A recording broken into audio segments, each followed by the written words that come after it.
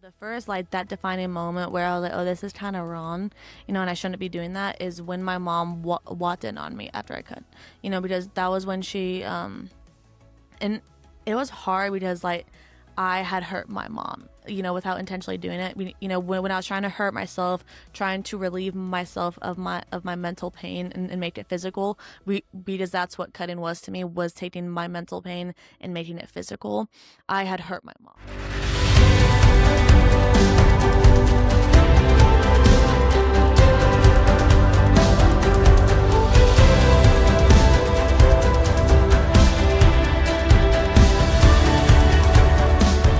To the Life Stories podcast. I'm David, your host. As always, I'm so excited you've decided to stop in and listen to another amazing story. So cool news, we just turned 2 years old, and I'm so excited that, man, I remember thinking about this and I thought this is not even possible. Started off with Teresa and Robert. I started off my first episode on Zoom, just doing it like a Zoom call, and here we are now 2 years later. And it was never in person. Now we've upgraded to in person. But so that's so cool. Thanks for everybody for jumping on the journey with me. And we got merch. If you're interested, just message me on Instagram. I don't have a store, so we just message me and I'll ship it to you. Cash App. Anyway, but thanks again. So welcome. And I've got an amazing guest with me today. Her name is Tori. Hi. So excited you decided to share your story on the show. You actually reached out to me. And Yeah, I did. yeah, so I was like, done. Let's make it happen. So I'm super excited you decided to choose this show to share it. And have you ever shared your testimony before? I was thinking about this as I was driving over, and like the only time I've like really shared it with like people like in a big setting was one time, and it was actually during Impact my senior year when it was students lead the night or whatever it was called back then, and I was one of the people to share their testimony, and that was like the last time. I've shared it a few times with a few individuals, but nothing like this. So I was like, I'm a little nervous. No. So cool, man. You mentioned students. So you are a student's alumni, I CBC student. am. So I only mention that because I bring up the kids, I think, every single episode. So, and then we just had Jackson and Aiden on sharing their like CBC student experience. So you're definitely a great product of CBC students. I was not around when you were a student. So Yeah, I was like, I'm kind of old now. So thanks again for coming on. Tell us just a little bit about yourself. yeah, so my name is Tori. I just graduated from UTSA with a double major in kinesiology and psychology, which is interesting because where I'm working has nothing to do with that. So I worked as an office manager for senior services. It's a landscape company. It's a lot of fun, honestly. But I actually grew up at CBC. My parents have been going, I think, like for 25 years now, and I'm only 24, so I grew up at CBC. Yeah, I've been through all the that's awesome. transitions, all the pastors, all the student pastors, the growth. But I just like, I can truly say like there's no church like it. Like Oh, that's true. I'm a living product of there's no church like it. So Well, there you have it. Plug it in, CBC. Thanks again. Hey, Yeah. so I actually do have one other guest in the quote unquote studio. My living room is actually my little sister. She's the live audience today. So she wanted to come and support Tori. They're friends, and then so I thought that was kind of cool. She's never been here during a recording. So welcome, sister. She's actually agreed to model my new shirt, so you might see her on the Instagram. Cool. Well, thanks again. So let's go ahead and you have the floor, and you go, and this is just an open dialogue, like I said earlier, and we're just having a conversation. So All right. So yeah, like I said, I grew up at CBC. I got saved whenever I was in third grade. I have 5 older sisters, and so they were all leaders in the church. So like I was kind of well known around the church. I was like, oh, it's a Fagin sister. Like that's literally what we were called. So I kind of have like the similar structure of like I'm not a pastor kid, but like everyone at the church knew our family. at the time, I will say it was a lot smaller than it is now, so, like, it's not like, "Oh, like, 1,000 people knew me," like, it was a Mm, lot smaller back then. But, like, with that came, like, a lot of, like, kind of responsibilities, you know? Kinda always trying to act like you have it all together because mhm, my parents are very strong believers and, like, have always led either small groups, community groups, whatever it is, and if there's a need, like, they're willing to lead. So, and the same with my sisters, you know, one of my sisters who literally went to school for being a missionary, you know, she went on tons of mission trips and all this, so it was like and being the youngest of all of that, I was like, "Oh, I have big shoes to follow and stuff." So I think that's kind of where this idea of like I have to have it all together all the time, you know. And then in middle school, sorry, let's back up. So yes, I was saved in elementary school, but you really don't understand the concept of a relationship that young of an age. You know, like you give your life to Jesus, He saved me of my sins. I know where I'm gonna spend eternity. You know, and that's kind of it. You know. And then it was kinda in the transition of middle school, I wanna say, like, 7th, 8th grade, is when I kinda started to struggle with, like, a depression, you know, and, like, back then, I didn't really know what it was, I never really gave a name to it. I was always like, "Oh, I'm fine, I'm fine, I'm fine," like, everyone feels this way, everyone is tired 24/7, you know, I thought that was normal. And then, really, like, all throughout elementary and middle school, I really struggled a lot with being bullied. I think it's just, like I don't really know how to explain it. I was just bullied a lot. And then, so that on top of loneliness, really, I developed this like big era of depression. And I'm really into basketball. You know, I've been playing it since fifth grade. I went to college for it. We'll get into that a little bit later. But so basketball was always my escape, you know. But it just got to this point where I just had this void in like my heart and my soul, you know. Like I would go to practice and I would say I'm tired because I'm playing basketball so much. But even like when I would have a little vacation, which I didn't have a lot of from basketball because I was always training to play in college. So it was always trainings, practices to another training, to tournaments, to games, you know, whatever it was, I was doing it. And that was my escape, you know.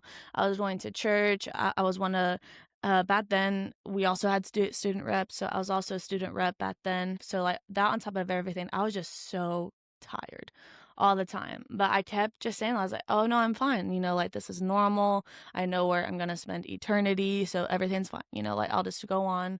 Because back then I did really hang on to the verse of James 1, 2, like consider it pure joy when you face trials. I really hung on to that. But again, I continued with being bullied, you know, just like even in church, you know, there were some mean kids back then. But my freshman year, my grandpa actually committed suicide. So it was really hard on our family. And that kind of opened up a door for me. I was like, well, if suicide was an option for him, it's an mm, option for me. So that became just really like just in my head all the time, you know, like not almost wanting to go through with it because I saw the effects it had on my family. I was like, I could never do that to them, but I wanted to so bad, you know, and that's kind of when I started to self harm. I got into cutting, I developed an eating disorder, really just all this. And I was like, oh, it's fine, you know, like I'm gonna spend eternity with Jesus. And so that was like just a really hard season.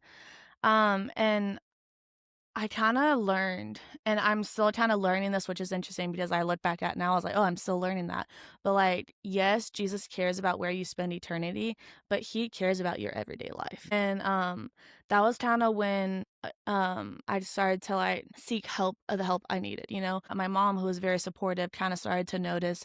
She got me into therapy, I went to, the doctor, I got put on medication, and all that. So I was like so thankful for that. But there's again like still something was like missing there. And I remember my sophomore year of high school, I had probably the worst basketball game of my life. You know, was playing terrible. I was screaming at my teammates. I was yelling at the ref. I think I got a technical foul that game for yelling at the ref or something.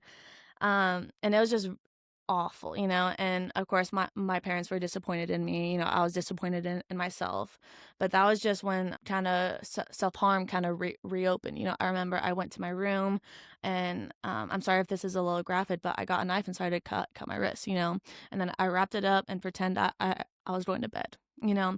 And it was so interesting because like My mom, like, we have a really good relationship, and but it was always like whenever I went to bed, like, that was it. So I don't know what prompted her to come up into my room, and she was like, "Well, show me your wrist," and I was like, "Don't really want to, mom," but she knew and stuff. So I kind of went back into therapy. And I got that was a time where, yes, I was in therapy, but I was also seeking a lot of because that was the point where I was like, I don't want to live like this anymore. I don't want to live to cutting into my room at night, always being depressed. I was like, yes, like the medication and therapy has helped, but I was like, I want something more. I was like, something is missing. So that was when I started to seek a lot of counsel from some of the leaders at CBC. Back then, one of my mentors was Hannah Withers. Casey Withers was the student pastor back then, and so she was my mentor. So I opened up a lot to her about all that. And I also really got involved with a lot of podcasts. I was like, I can't just like go to church and expect um, to kind of be healed, from my depression. I was like, I wanted help. So that was a time I kind of got into podcasts, reading, really seeking help. I was like, what is missing in my life? And that was kind of when I started to understand that, like, this is a relationship with God. Um, and it's interesting because now what I tell my girls is like, you don't want to be in a relationship with a guy and you have to do all the work. You have to reach out for everything, and he gives you nothing. And I was like, Jesus is the same way. Like, it can't just be you only coming to him when you need something, or because Jesus will do all the work. Like, he is constantly chasing after you. But that's not how a relationship is. That is not how a healthy relationship. So that was that's what kind of changed my approach when I learned that. Um, and yes, I was learning and I was growing and I was kind of abiding in the Lord daily. But like, I still had that depression, like there were nights I would get home from serving. I was like, oh man, I'm so tired. I was like, I don't want to do this again. And I was like, I don't want to harm myself anymore. I don't want to commit suicide, but I'm so ready for heaven. And I think that's kind of normal, like, who isn't ready to be with our Savior? Um, but I was listening to a podcast it was by The Porch, but it was when Jonathan Bacluto was the pastor there, and he was doing it on emotions. And he talked about joy, like there's a difference between happiness and joy, like happiness comes and go. But joy is one of the fruits of the spirit. And it was really interesting how he worded it. He was like, people don't experience joy because they choose not to. He was like, people like to stay in their anxiety and their depression and like all their other struggles because it's comfortable for them. It's normal for them. That's what they've experienced all this time. So like, we don't want to experience something that's out of our comfort zone. So like that just changed my whole perspective. I was like, am I really choosing to dwell on this loneliness? And that was when the verse, I think it's in, I couldn't tell you where it is, but it's whatever's true, right, noble, pure, excellent, or praiseworthy. I know I'm quoting that wrong, but it was like, think of such things. Like you can't just expect to like live this out. You have to think about it daily. Think about what is good, think about what is noble, think about what is righteousness. So that is kind of where my perspective kind of changed. I was like, I need to choose to live in the goodness of God, to live in the joy of God, because He's fully offering it. Like, I just have to choose to grasp it. Like, yes, and so his gift of eternal life is a gift for everybody, but so is everything else. The fruits of the Spirit, love, joy, peace, patience, kindness, goodness, faithfulness, and self control. Those are also gifts that he wants us to have, tools he wants us to have, because he doesn't want us to live in this everyday sorrow. You know, so that was kind of, I started to see a change in my life, and this was like junior year, senior year. I started to have a great community around me. Basketball was going great, I was starting to get noticed by colleges and stuff. And I even tore my shoulder my senior year, but I was like, it's okay, like everything's okay. Like, that was my perspective now. I was like, God is in control, you know? And it's interesting because at this time, like senior year going into college, I can't tell you why I had this idea. I was like, my testimony's done. I was like, God has gotten me through depression and anxiety. I was like, I'm healed. I was like, I don't know why I had that mindset. I think because things were going so well in my life. People always say, look at the light at the end of the tunnel, because God's there. But what they don't tell you is you may be entering into another tunnel. So my college year, I'm playing basketball, things are going great, and this was my freshman year. And this was 2020, so COVID is still around, so the basketball season is different than what it normally is.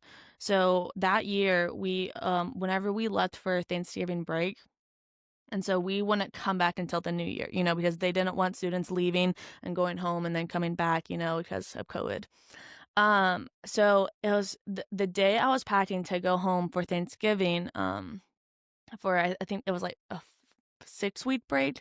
I got COVID. I tested positive for COVID. I lost my taste and smell. Fun fact, I lost my taste and smell for over 6 months. Wow. I was like, if that's not a trial, I was like, I don't know what is. That is It terrible. was not a fun Especially time. during Thanksgiving. Oh my gosh. So yeah, Thanksgiving, all my family's in town, and I had a quarantine in the garage because I was like, all my grandparents are in town and That's so sad. they don't want me around, which I totally understand, because like my grandparents, they're older and stuff. They don't want me around. They stuck you in the tower. Literally. But it was nice. I was like, I had a mattress. I had AC. I had a little bathroom. So like, it wasn't terrible, but it's just funny. I was like, no, I spent Thanksgiving in the garage. um, so anyway, so and then I started, once I did my 2 weeks of quarantine, I started to get back into training, and at that point I start to notice like chest pains, and I was like, man, that on top of like, losing my taste and smell, I was like, how long is this going to be, And COVID was so new at the time that they didn't know anything about it. But I continued to train. I started to go to doctor's appointments. I went to a cardiologist, a pulmonologist, kind of to seek answers. And this is kind of when the next tunnel of my life happens. And this was now about Christmas time because, like we didn't go back to college yet. But my dad gets COVID. And this is like, he has a really serious case of COVID to where he's in the hospital. He's on oxygen tanks, and this was all within like 3 days from him testing positive to now he's in the hospital. December 23rd, they had to intubate him. So that was like just so hard on our family because like my sisters, I have 2 sisters who are ER nurses, and they're like, if he gets intubated, he's either going to be on it for a long time or he's not going to make it. And I remember spending Christmas Eve. It's me, my mom, and my other sister Aubrey, who's in town. And we're just laying in our bed. We're like, we don't want to celebrate Christmas. I was like, this most joyful time of the year when life, like we're supposed to be celebrating the gift and birth of Jesus Christ. I was like, I'm going to lose my dad. Like that's kind of what we all thought. So it was just like really hard. And I was kind of just numb at that. I was still getting chest pains. And that was kind of when I started to notice my anxiety coming back, because I don't know what's going to happen. But God-given moment, he makes a full recovery, and I think it's like December 28th or 29th, he gets off the intubator, which like that's unheard of to only be on the intubator for about 4 or 5 days. It's so unheard of. And it was so cool because even like the doctors around that, like, what's going on? My dad makes a full recovery. He's now playing basketball. He's well in, I think it's 64. I'm sorry, Dad, if I got your age wrong. But he's 64 playing basketball at LA Fitness with me and my friends. Like he made a full recovery. As I'm getting ready to go back to school, this is like the beginning of January, I'm still experiencing chest pains and all that, and doctors don't really know what's going on. But I think there were a lot of cases, so they didn't really like put too much effort into finding out.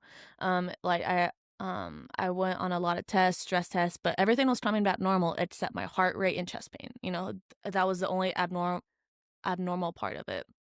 And at the time, my coach, I'm gonna be honest, it was not a great experience with my coach. He was very manipulative, um, mentally abusive. So it was really hard. And he was just like, "Oh, you're fine. Like, get back into practice." And again, and now we're into or February now. This is 2021. Still having chest pain, still having a rapid heart rate, being mentally abused by my coach, which it's funny because at the time I didn't really see it as being abused, but like now that I'm out of it, I can see the signs. But I remember there was one practice, it was a conditioning practice. And I straight up like passed out. I was like, my heart was going so fast, like it reached over 200.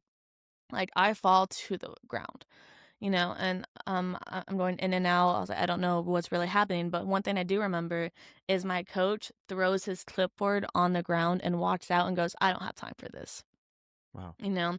And that was really hard because I was like, "What is wrong with me?" I was like, "What?" I was like, "I seem normal on all the tests." I was like, "But I'm not playing well. I can't run. My heart rate is going up, and my coach doesn't even want me here?"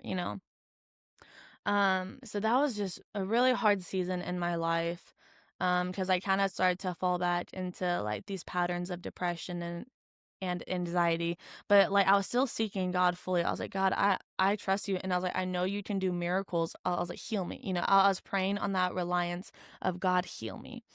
Um and I was holding on to the fact that, like, yes, my coach, like, says I don't have time for this, and I just remember thinking, I was like, "Thank God, God isn't like that," where he's just like, "I don't have time for you anymore. You're causing too many problems." Like, God will never do that, never say that, like, he is with you always. And I was kinda holding on to that. You know? Come the end of the semester, I again had a horrible season, barely got any playing time, was struggling physically, mentally. And I come home for college or from college to home. And I'm still getting tested. I was like, I want answers. I'm going to so many different doctors. I was like, please find out what's wrong with me. I was like, because apparently it's not normal to have your heart rate go over 200 on the daily. um, and then it just got to the point where I went to this one pulmonologist, and he kinda took care of me. He kinda ran some extra tests, and he was like, "You're a college athlete." I was like, "Yeah, I am." And he was like, "You have like, your lung capacity is so small right now." Like, it's almost as, like, my lungs were so small, I wasn't getting air into my lungs, and he was like, "And because you aren't getting lungs to or air to your lungs, your heart is overworking." Um, and what's interesting is at the same time, I also went to a cardiologist and they found inflammation in my heart, and all of this. And the doctors were like, I'm not going to tell you what to do, but you probably shouldn't continue on like this, going on with the 6 practices a week that is college basketball. But I was like, you know what? I'm going to give it time. So, it's actually interesting. My coach actually got fired from the school, so we got a brand new coach. And I explained to him my situation as I was going back into practice. I was like, I'm willing to work to find out what's wrong with my body and all that. And he was like, I understand completely. Like, this is a part of the game. Injuries, illnesses happen, So, I kind of take a break from basketball and kind of just focus on healing. I was like, maybe if I just sit out completely, like my lungs will get better. And now we're into November 2021, so another year later, and, like, I'm still not getting better, like, my heart is still, like, overworking, my lungs feel tight all the time, I'm getting lightheaded from my heart rate being so high, chest pains.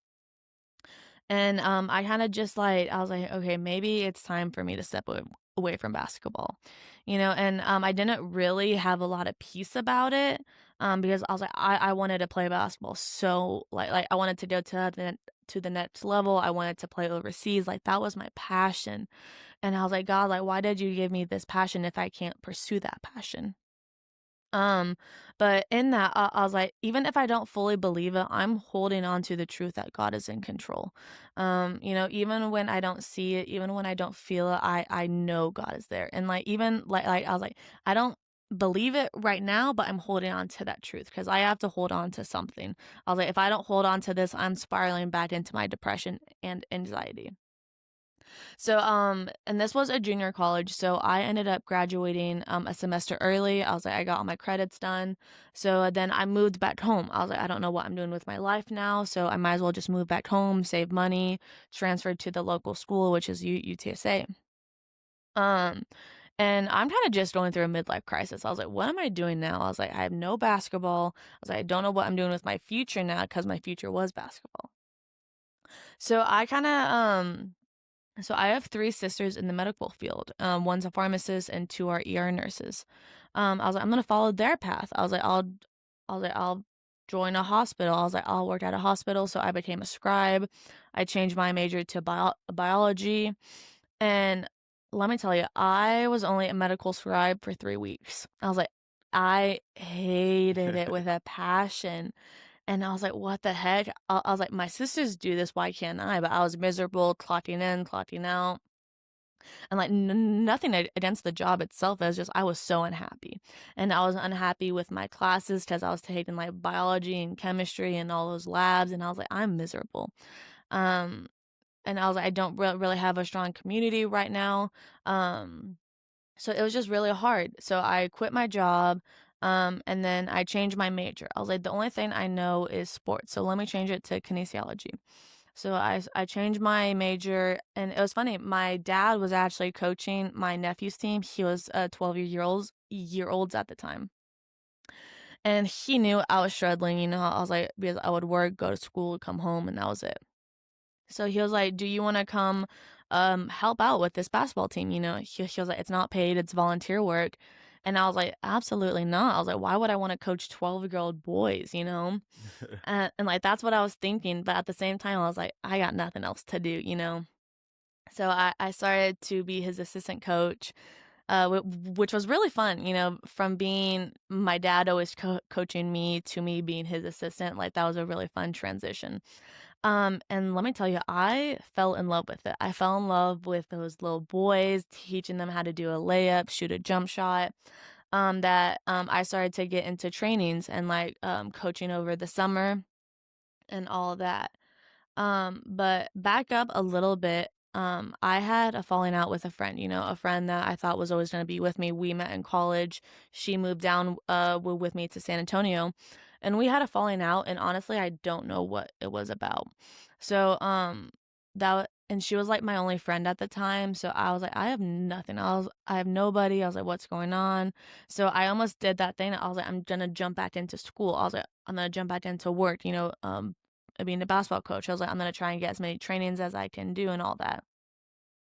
And that was a season when God was just like, slow down. Like you are in this season. I need you to slow down, get back into church, get back into community. So that was when I went because whenever I moved back from my first college back to San Antonio, I didn't go back to CBC. I was like, I want something different. I was like, I grew up at CBC. I tried a few other churches and all that. But it was kind of in that season of I think we're now into like 2022. I was like, I'm gonna go back to CBC. So I went back to CBC, got involved with the college ministry, and that's kind of where I met Alyssa. I met Danette, and we had a really strong friend group. I was like, I was loving coaching and all this. Um, and now I was like, I still have a great community. I'm still involved with the college ministry. I'm still coaching. I was like, I've been coaching now the past 4 or 5 years, and I was like, this is what I want to do long term. It's not my full-time job yet, but I'm trying to make that happen. But it's really hard to make youth sports a full-time job. But like that is where I found my calling was. And it was so cool because I got to share even with my students, girls and boys, that I coached. I was like the trials that come with basketball. And it was so cool because like kids started opening up to me. They started coming up to me. I started to see them at Impact where I started to volunteer again. So it was just so cool. I was like, and in that moment, I just like I always heard it like God uses everything, but that was a season where I was like, I'm witnessing it. God is using everything. Like all the hurts of my life. I was like, I still miss basketball so much playing. I still play at LA Fitness, but it's not the same at all. But I was like, I still have that opportunity. It's funny because the doctors still don't know what's wrong with my heart and lungs. I was like, I still have some inflammation in my heart. But I kind of just learned to live with it. I was like, I don't get chest pains. My heart rate is now normal, but I still have to be careful because I still have that inflammation and stuff. But it was so cool to see like the transition from playing to coaching, which whenever I was playing, I swore I was like, I'm never coaching. I was like, I can't deal with that. I was like, I don't have the patience for that. And granted, I didn't have the patience for it. I didn't have the patience to coach sixth grade and seventh grade boys how to play basketball, but God taught me. And it was really cool to see. And like even just the growth of the years of like relying on God for just simple things. I was like in my everyday life and coaching, I was like, I'm relying on God for patience, not myself. I was like, because if I rely on myself, I will get a technical foul, which I did. I was like, I've yelled at plenty of refs, yelled at plenty of kids, and I was like, I don't want to be that coach.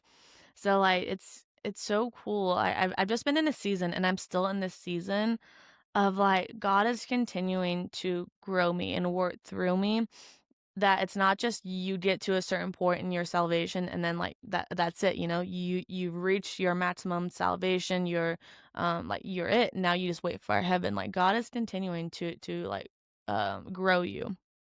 Paul talks a lot at when you get saved, you're born again. So you kind of have to go through the whole process of learning how to live life again with this new perspective of like relying on God, because we are going to struggle. I was like, I still struggle at moments with my depression and anxiety. Like it comes back. I went through a season of a hard loss. I've been through a lot of seasons of loneliness. And like, because those seasons are just a part of life, but I've learned to cling to God in those. I was like, because if you like, God is your anchor, and like this was how it was told to me. Like, you are in an ocean, and God is your anchor. Like you're if you don't hold on to that anchor, you're gonna drift away. I was like, and it may be harder to get back to Him. So in those hard times and those storms, you have to cling on to Him because He's constantly holding on to you and giving you tools and gifts. You just have to cling to Him and turn to Him and say, God, I give this to you. Don't let me walk through this alone. I want you to guide me through it. Yeah. So yeah, that's kind of a big part of my testimony. And it's interesting because in those times I kind of went through I think it was last year I went through a study of like spiritual warfare, because I was like, why do people like Christians still struggle with depression and anxiety and many other illnesses and like even mental or physical? I was like, why do Christians still struggle with that? And I heard this say it to me, and I've not forgotten it since. It's not that we're overestimating God, like, oh, like God can heal everything. God, like He can. I fully believe He still does miracles. It's not that we're overestimating God to heal those, it's that we're underestimating Satan.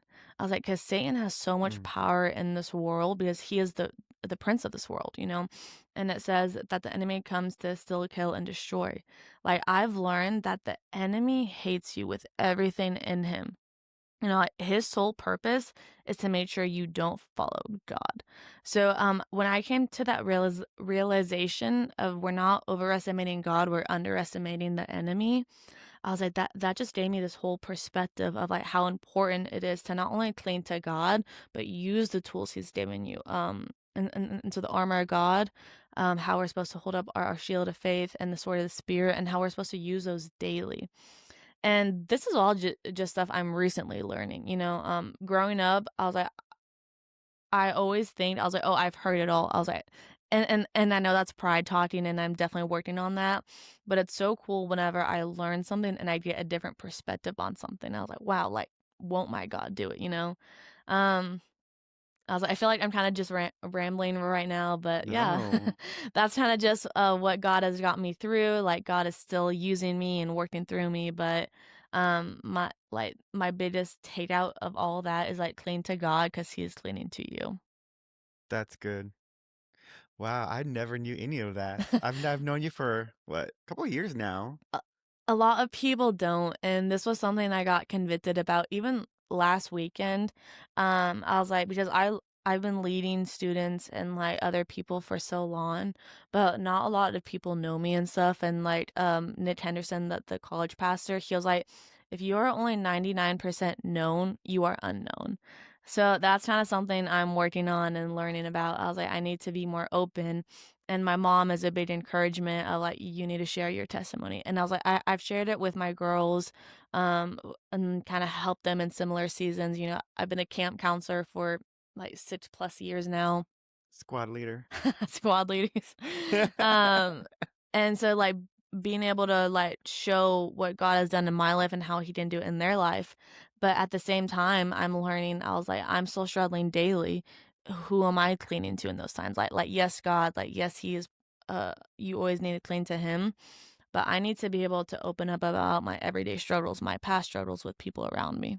That's so good because I completely agree with that because for you, someone like you who work with students like I do, when they say that they look up to you, they don't know. I mean, if I didn't know this story, they don't know this story, Mhm. and it's really cool to see that those kids that we see every week, we go to camp with, we Mhm. see on midweeks, we see. I don't know if you do community groups, Mhm. but we see them when they come to church and they're smiling and they're having a good Mhm. time, but we don't know what they're going home to. And Mhm. I think that uh, when they start hearing what their leaders have gone through or Mhm. even still going through, it gives them a lot of encouragement Yeah. to let them know that we're just not up there like Mhm. we got it all together. Like life is a struggle and Mhm. it'll always be a struggle. Yeah. However, it's what we learn how to do with those struggles. Like you said, building a Mhm. community. Community is such a strong thing. When you've got a good surrounding of Mhm. people, you're never alone. Yeah. And, Pastor Ed talks about it all the time. You're a 2 a.m. Mhm. person. He talks to the guys, your 2 a.m. brother and your 2 a.m. sister. Like, Mhm. I have never had to call someone at 2 o'clock in the morning or whatever the time may be. But I've had people call me. Mhm. And one time I was one of the kids. Mhm. And it's really encouraging for me to know, my story and to Mhm. see where God's taken me out of and where I'm at now. That some, 15-year-old kid was going through something and Mhm. had enough, like, who just I guess felt confident enough to call me, Mhm. So I made a commitment to them too after this year's camp. I said, look, I usually sleep with my phone on vibrate, but I promise I will have it on. If I don't answer, call me and call me and call me till I answer the phone. But man, that's an amazing story. It's just a really cool thing to hear your story and not know any of that and see you now. I'm like, man, to see the transformation in your own life, like, Mhm. um, it's just incredible. And it gives me hope even, Mhm. I told Aiden Price this. I was like, I know you guys are younger than me, but I look up to y'all Mhm. still.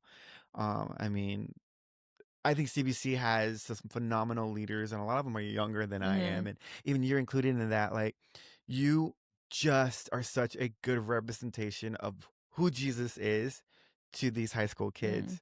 And to have such an impact in the city and I mean, even a nation like CBC now, um, to be part of that Mhm. movement Yeah. that's happening in our house. Yeah. Um, No, it's so funny because like, so whenever I first moved back home, I get all my dates confused, and I was like, like, I do not have a good time concept in my mind. But whenever I moved back home and started to get involved with CBC again, I was volunteering with middle school because my sister was working at the church at the time, so she was back then what was the intern nowadays. Um, so I volunteered with middle school, and it's like it's so cool. I was like, because how you say that like you looked up to us. I can't tell you how many times I've looked up to those middle schoolers. yeah, I was like, even nowadays, because now I'm in high school, and it's so cool because like I've kind of followed a few of the students from middle school to high school, and just like they're hungry for God.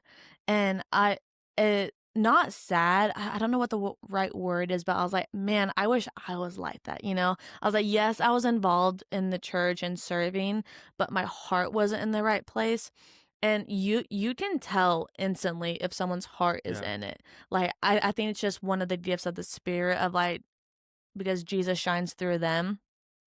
And even in basketball, I was like, because I used to work with SA Patriots, which is a homeschool Christian organization, and like these homeschoolers. Woo-hoo. woo, shout out to homeschoolers. I was homeschooled all throughout Oh no, middle school and high school, so me just high school. So yeah. But so like I coach a group of 14-year boys, and it was so cool because I was able to like explain to them and kind of walk through them about like one respecting the game and respecting others in it. But I was like, man, I was like, why didn't it like someone explain it to me back then? But like I look at it from both sides. I was like, because then you wouldn't be able to explain it to them now. But I was like, it's so cool to see the growth in these middle schoolers, elementary students. Like I listened to the podcast you did with Aiden Price, and he was like how many people look down on the youth because of their mm, age and stuff. Um, and it's so interesting to see. And I study psychology, which is one of my majors. And you see it nowadays how the crisis of mental health has skyrocketed. You know, how like you can't go really into a room without someone experiencing anxiety or depression or whatever. And like there's lots of theories about this. One of my biggest light theories is in a world where um the world is trying to take Jesus out of everything, you know, out of our schools, even like some are even trying to take it out of churches in general. You know, the world is trying to take away Jesus, but Jesus is the Prince of Peace. So, like, when you take away that peace, you're going to see a rise in depression and anxiety and loneliness. So I think that's really interesting. But I see it a lot in this generation of students, like, specifically middle school and high school, because, like, that's who I volunteer with. Like, they're hungry for God, and like they're not letting you take Jesus out of the world. They're bringing Jesus back into the world. I meet with my high school girls from camp. They are like so much fun, and so I meet with them on Saturday mornings or sometimes Sundays. And it was so cool because they struggled a lot with like mental health. And at camp, I was able to kind of help them with it. And a lot of them were very new to their faith. We're what, like a couple months past camp. I'm still meeting with them.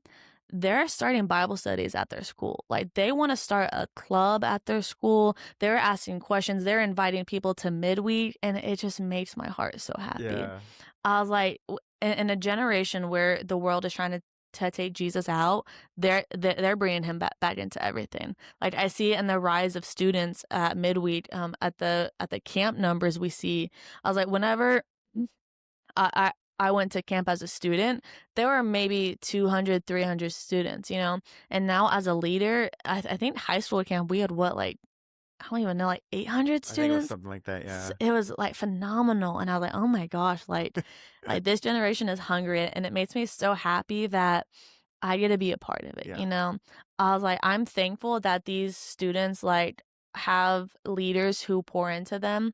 But like I was like, I don't even know. I'm just like baffled by God's movement in that generation. Yeah. Yeah, that's total facts. Because you talk about Bible studies, and even one of the guys that in my little Mm-hmm. circle, they have started a Bible study. Of course, this came on after camp, and it was just recent. I think I was standing next to one of them, and one of them couldn't actually go to midweek. But there was a text that came through, and I was actually standing next to one of the other students, and he showed his phone at me, and it was that same student. He's like, "Hey, when's the next Bible study?" Like, who? Like, these are high school kids that are Mm-hmm. asking about when are we getting together again to study the Bible. Like, Yeah. you think like with the way the world is right now, it's so crazy. It looks like Mm-hmm. or there's this mass falling away, but man, I beg to differ. There is Mm-hmm. a revival happening within Mm-hmm. the young people of our Yeah. country. I mean, we see it in our church, Yeah. but I believe this is happening all over the place. Like, Mm-hmm. and then even just being on TikTok, like Mm-hmm. you see a lot of these young people now are on these algorithms teaching and reading out of the Bible, and it just Mm-hmm. makes me happy to see, Yeah. like, I don't know this kid, but my gosh, I'm so proud, Yeah, you no, know? literally. And it's so cool too, like because they're also bringing it into sports. My biggest thing, and this is like not really a testimony, but something that has been on my heart a lot. I was like, when I was a student, like in middle school and high school specifically, I remember it was. I played with SA Patriots and a Christian organization, and the motto is like, whatever you do, do for the glory of God. And I like always said that over myself. I said it like in our team prayers, you know, because I was the team captain. I was like, let's go out and play for the glory of God. You in some games, and I don't say all the time, but it was definitely some games, you would not have known I was a Christian by the way I was playing. I was mean. I was mean in high school, and I think it was from the hurt I experienced because hurt people, you know. Um, but by the way I talked with refs and all this. And it's funny now because as I coach, I run into some of those old refs, and I've had to say, I was like, listen, I'm so sorry. I was like, I'm so sorry. I was like, I let my anger get the best of me. But like, even nowadays, even like, especially Christian schools and private schools, they're all like, oh, like we're a Christian school, but you can't tell they're a Christian. So something that I cling on to now whenever I heard it, this was first brought up to me, I think my freshman year of college, was Matthew 25. Because people always quote the verse, "Treat others how you want to be treated." It's the golden rule, and like when Jesus says, "Love God and love people," like those are the two biggest commandments. And I was like, "Oh, I follow that." I was like, "I serve, I love people well, and all this, but basketball." And in the passage of Matthew 25, I think it's like 25, but it's a whole paragraph.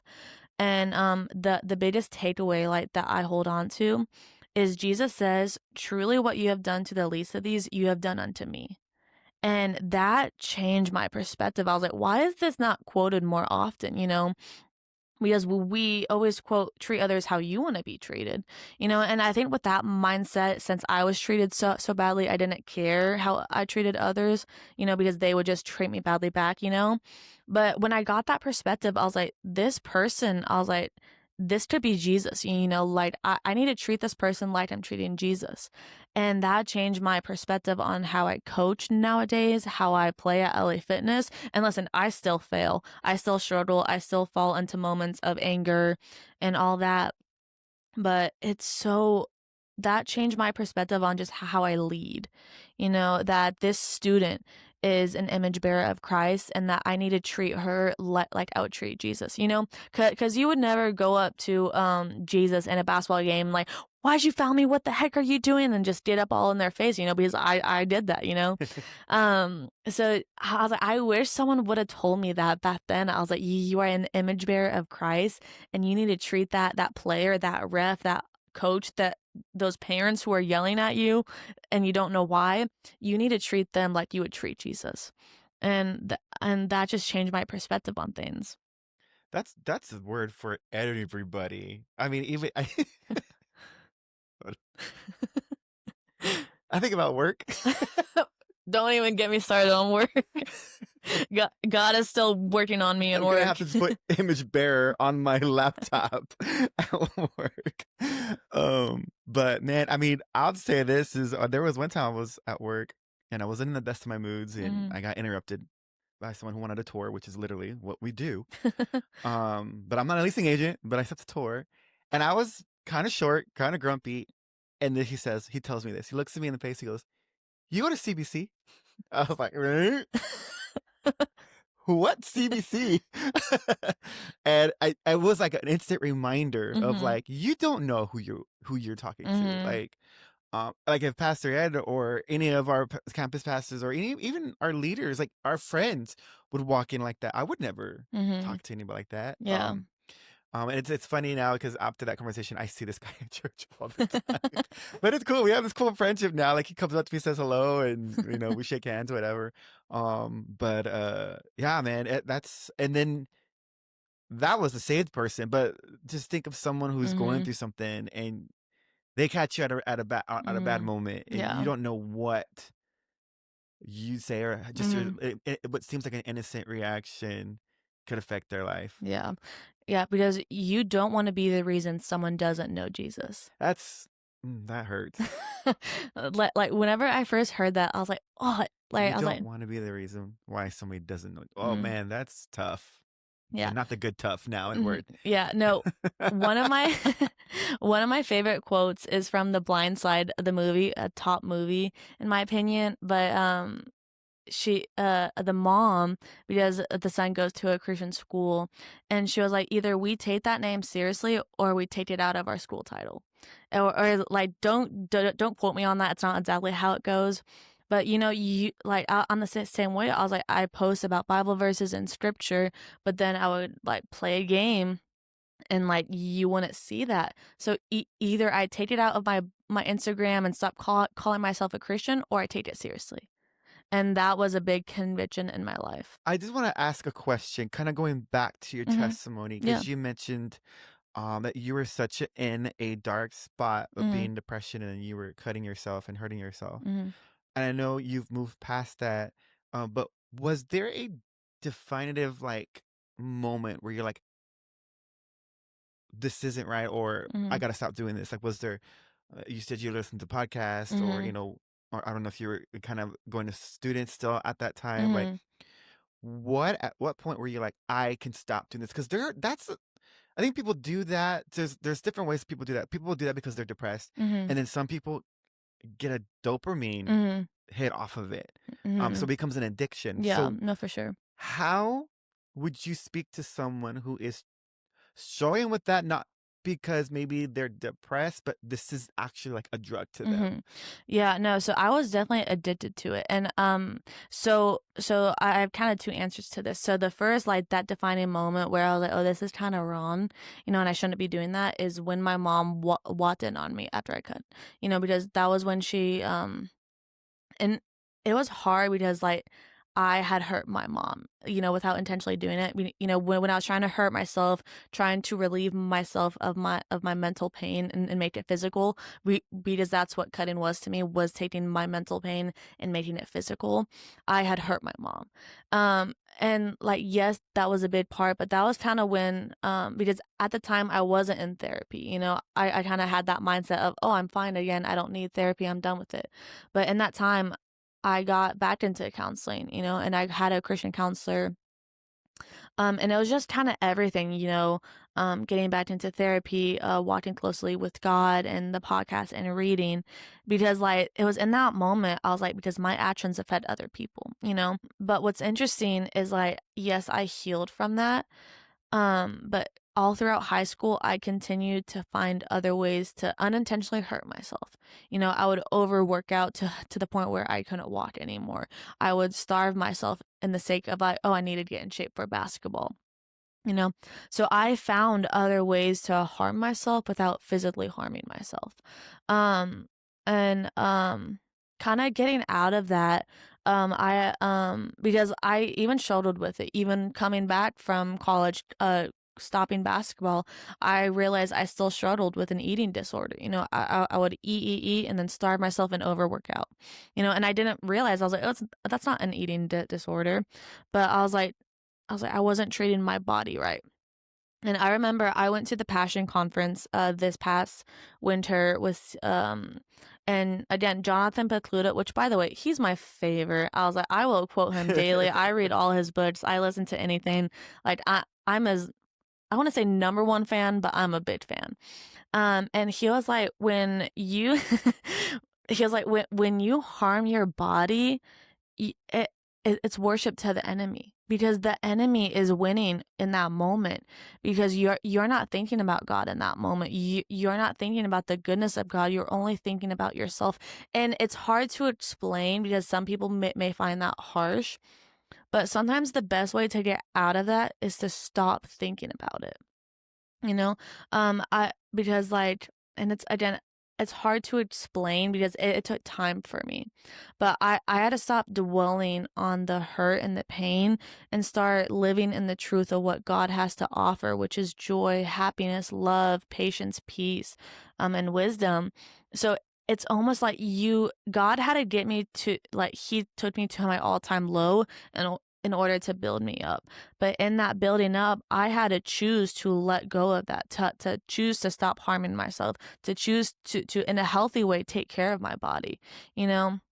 Because I've learned, because as a kinesiology major, how food is so important for yourself, and, like, how that played effect into my depression because I wasn't eating well, or I wasn't eating at all. It played into why I was tired all the time, because, like, food is a natural source of energy, and how God made it because He wants to take care of us. So just learning little things like that kind of just gave me a new perspective of it. But my biggest thing is, like, you need to acknowledge what you're feeling, because so many people, like myself, say they're fine. Um, you need to acknowledge what you're feeling. Get to the source of why you're feeling it. I had a lot of sources, and I had to go through a lot of therapy to unravel why I was feeling these things, and then choosing not to dwell on that and dwell in the goodness of God. So that is kind of what I walk through my students, because I've had this conversation a lot with my students. And it's so interesting because, like, the biggest times I've seen them opened up is when I've opened up to them. I was like, you know what? I was in a very similar situation. And what's very interesting, and this is I'm sorry, I'm going back and forth with my timeline, but whenever I shared my testimony my senior year for students to lead the night, this one girl that I was kind of leading from middle school, she was now a freshman, so she heard my testimony. She pulled me aside and she was like, I'm going through the exact same thing. And it's so interesting to see that someone else is going through with it. So, like, the biggest thing is you're not alone in it. You know, like, someone is there for you. God is always there for you. Um, and it was so interesting at camp. And I walked in on one of my girls having an anxiety attack, which I experienced a lot in high school. And it was just like, yes, my heart was broken with her, but I was just happy to be able to sit there with her. I was like, I talked with her. I just sat and let her cry for a bit, and then we talked. And I explained how I've experienced similar situations. And what got me out of that was like choosing not to dwell on that. So I don't know if that specifically answers your No, it does. question, but that's my biggest thing, and it is because like whenever Jonathan Bacluta first said it, like we live in these feelings because they're comfortable to us, you know. So we have to get out of our comfort zone, out of the uncomfortable, and experience the goodness of God. Because the first time you experience it, like you see it all the time, it's a spiritual high. You know, you see it from camp. People are always on a spiritual high because they're being relieved of their burdens, of their mental health and all their issues because they're choosing to let go of it. And I think camp plays a big part of it because you're so physically tired that you literally have nothing else to do but let go of it. But it literally comes down to a choice. That's so good. Um, what I was gonna say is because I'm listening to you, because there's other people that I know that have gone through Mhm. similar things like cutting themselves, and you're talking, and as I'm listening to you, now, and to me, this is me being honest, Mhm. and I'm like, how does someone do that to themselves? Like, Mm. I find no pleasure in that. Yeah. Like, I Yeah. will. That's just terrible, Mhm. you know. But this just goes to show that everybody has a struggle of something. Mm. Like everybody's struggle is different. Everyone has a story. Everyone has a story. Yeah. Um, by the way, the shirts are available. A side note. Side note. But because if I were to share to you my story, I don't know if Mhm. you've heard my story. Mhm. Um, you've never gone through anything like that, and so Mhm. you might think like, how can anyone walk and desire those things? Mhm. Yeah. Um, So in the same way, I'm thinking, how can anybody walk and want to cut themselves? Like Mhm. it just, but that's the beauty of community. Mm. And you said someone went up to you at midweek and Mhm. was struggling with the same thing.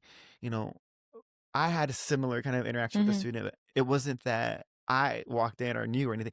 This this student was just kind of walking around, never met him. Mhm. He looked lost. And it was kind of during an altar call moment. And he just kept kind of going back and forth, back and forth. And he caught my attention. I finally went up to him. And I was like, are you lost? Hello. And I was like, like, do you Mhm. want prayer? And he's like, I just really want to talk to somebody. And I'm like, okay, cool. Mhm. I walk him outside and introduce myself. What school do you go to? I was homeschooled. Oh, well, I'm homeschooled too. And then he tells me what his struggle was. And it was Mhm. exactly what I walked through. And I Mhm. remember my eyes, like, I felt like my eyes were going to pop up, like, going Mhm. to fall out of my head. Yeah. Because I know what to say. I've walked through this. At the Mhm. first time, I'm like, where's Pastor Casey? I don't know if I'm ready for this. Yeah. But it's just amazing that every single person has a story, Mhm. and someone else might be sharing the same story. Mhm. Yeah. And it's so important to get these things out. And I Mhm. think that is one of the reasons why I kind of really started this podcast, and then the format of it. So man, that's amazing. And I see you working with these kids week after week, and they look up to you. I mean, camp is crazy.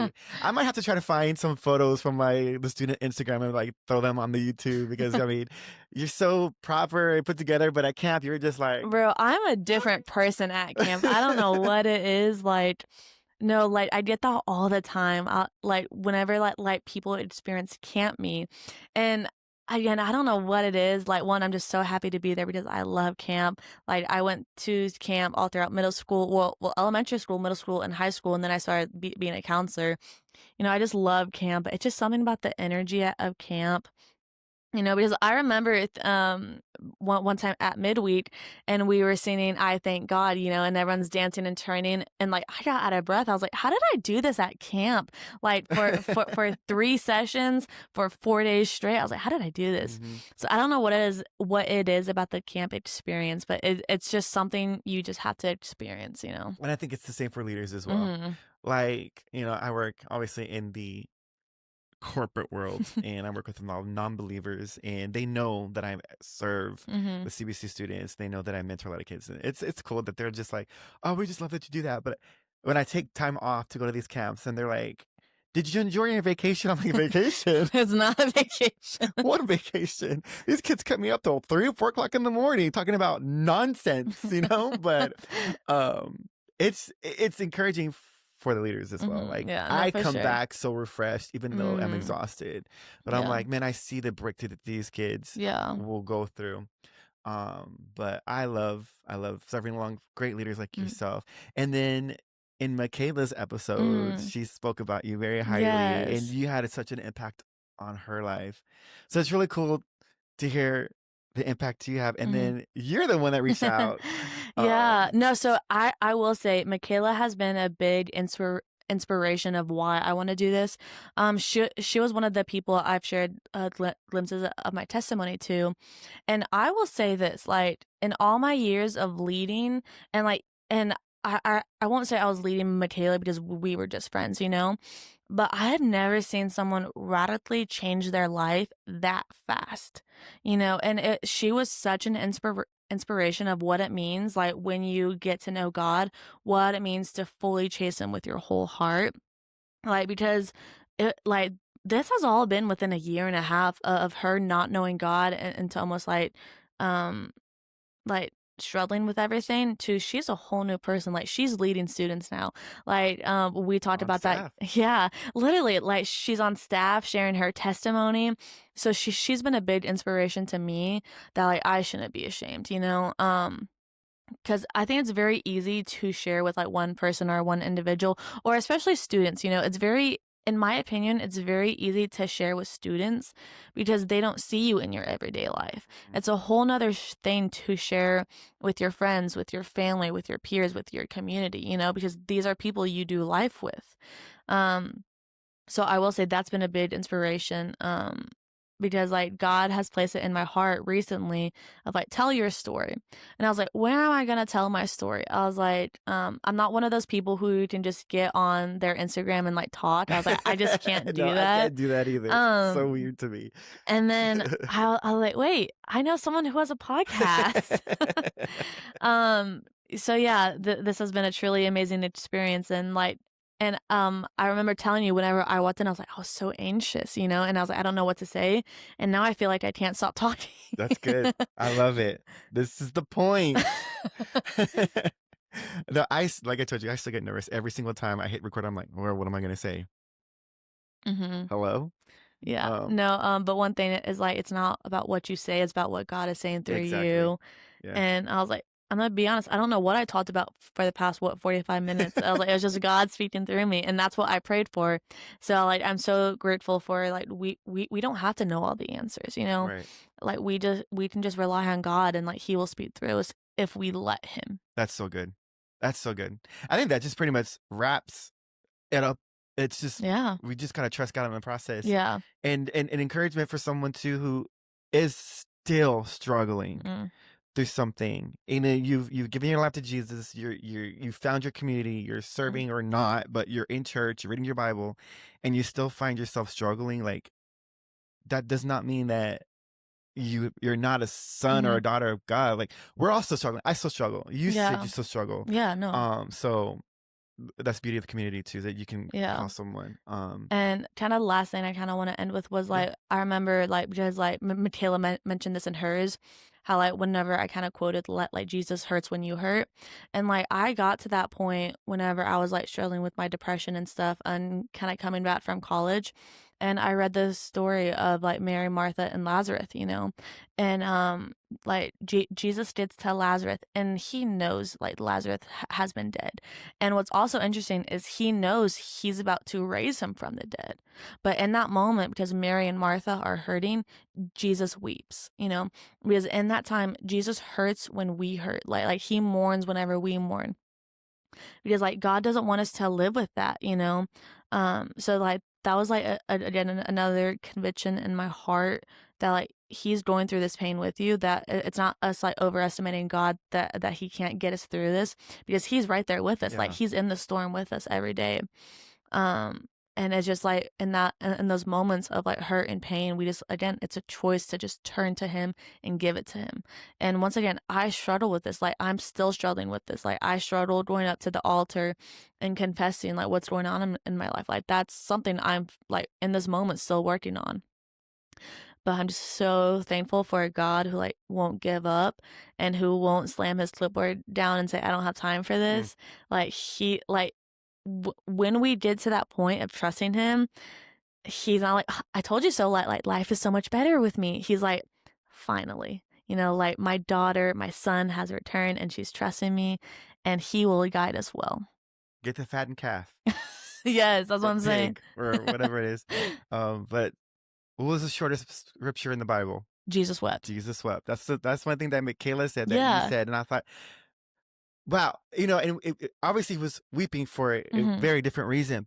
But I think the thing when you think about that scripture is that's all I had to say was Mhm. Jesus wept. Yeah. So that means he did weep. He Yeah. did mourn. And Yeah. we always imagine Jesus as this perfect, The Son of God, like, like he's, perfect, almighty. yeah, he's like almighty. Yeah. But I'm like, he was also human. Yes. So, No, for and I sure. love that. That's just Jesus wept. Yeah, Jesus That could wept. be a sermon all in Literally. itself. I mean, it probably is somewhere. Write it. Let's. Oh, well, let's write it. I'm on it.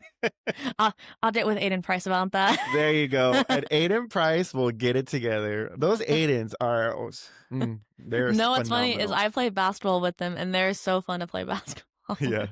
yeah, yeah. So grateful to know them. Mhm. But I'm so grateful to know you as well. I think you're doing a phenomenal job. Like I say, I see you serving week in and week out with these kids. And now that we're back in the groove of midweek, Mhm. man, I feel like this summer was the longest summer ever. I fully agree. And I don't know, like I feel like the year before, summer was gone, and we Mhm. were back in the groove of midweek. Yeah. But man, this summer was just, I feel like a drag. Even though we did so much, we did Mhm. camp, and then you did middle school too, right? Yeah. So you did middle school and high school. I Mhm. did not do middle school. I think I drew a line at middle school.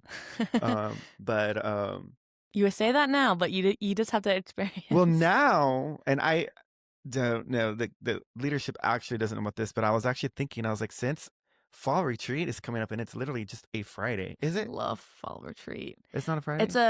It's Friday night, all day Saturday, and then I think they come back Sunday morning. That's what I mean. Yeah. So it's not like I have to request an entire week off Yeah. of work, so I can do it because I already got my days in for the high school. Mhm. So I'm like, what if I make my middle school debut?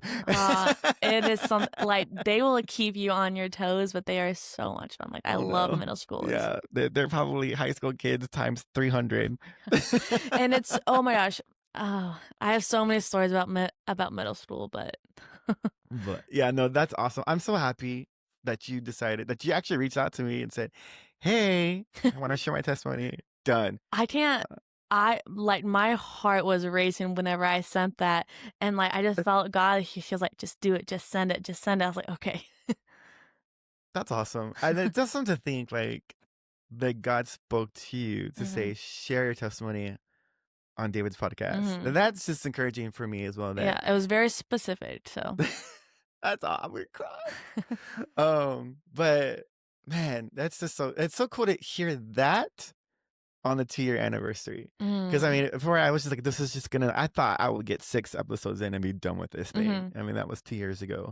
And just the people that I've even met in this, and because I feel like now I've had a lot more CBCers on, because before I was reaching out to people from online, from Facebook, and so that was really cool to meet a lot of those people. But man, to hear the stories that come out of CBC. And it's funny because at first I was going to call this podcast life stories from CBC, Mm, because I think our church is so yeah. full of stories. There's so many stories. But God was like, no, make it bigger than that. And I That's just love awesome. that now we're in the season of CBCers. Yeah, of But man, thank you so much for coming course. on. I'm Well, so proud of you, and thank I love you. serving alongside of you. And I know you've had such an impact even on my sisters. They're the So best. Like your whole family is amazing. I love y'all. I love JoJo. I miss JoJo so much. Jojo, But yes. y'all are a blessing, and it's so cool to like I said, you can clearly see when like someone's heart is in something, and I see that in your whole family, and it's so inspiring to see.